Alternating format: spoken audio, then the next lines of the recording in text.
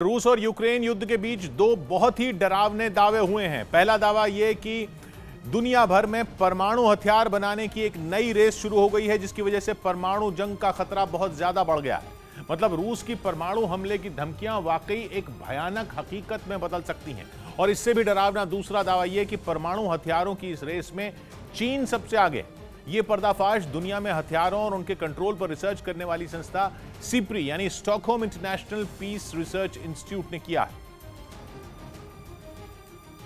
जिसकी नई रिपोर्ट में दावा किया गया है कि चीन इतना बेलगाम हो गया है कि धड़ल्ले से बेहद घातक परमाणु हथियार बनाने में लगा है।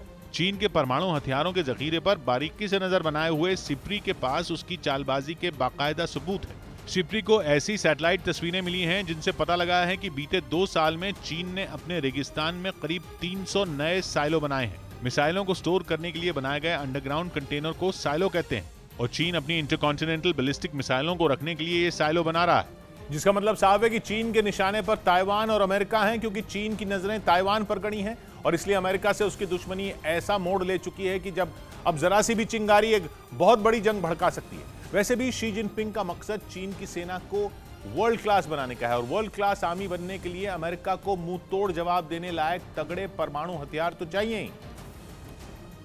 और शायद शी जिनपिंग मानते हैं कि उनके परमाणु हथियार अमेरिका के हथियारों के आगे कमजोर हैं, इसलिए चीन अपने परमाणु हथियारों को अमेरिका की टक्कर का बनाने में लगा है। वैसे भी अब जबरदस्त मिसाइल डिफेंस सिस्टम आ जाने की वजह से मिसाइलें उतनी ताकतवर हथियार नहीं रही, इसलिए चीन तेजी से हाइपरसोनिक हथियार बनाने में लगा है। हाइपरसोनिक हथियार ऐसे हथियार होते हैं जिन्हें भेदने वाले मिसाइल डिफेंस सिस्टम आज तक बने ही नहीं है। लेकिन सबसे ज्यादा चिंता की बात यह कि चीन बड़े ही खुफिया तरीके से अपने परमाणु हथियार बना रहा है। वो अपने पत्ते खोलने को राजी नहीं, अपने परमाणु हथियारों के बारे में बात करना उसे मंजूर नहीं।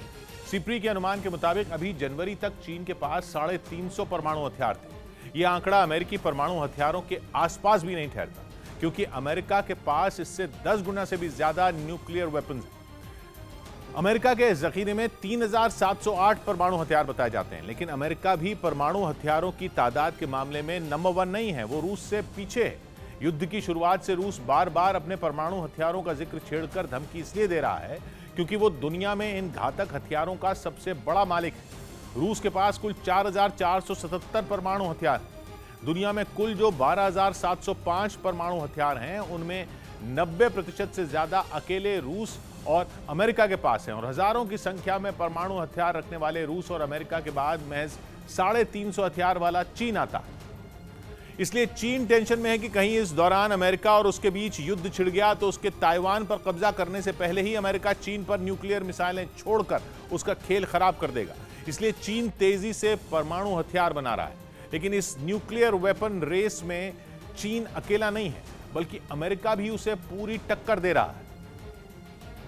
और अमेरिका अपने न्यूक्लियर बमों को आधुनिक बनाने में करीब 1000 करोड़ डॉलर यानी भारतीय रुपयों में 78,000 करोड़ रुपए खर्च कर रहा है। वहीं जर्मनी भी अगले साल से अपने परमाणु हथियारों को नए B6112 मॉडल से रिप्लेस करने की तैयारी में है।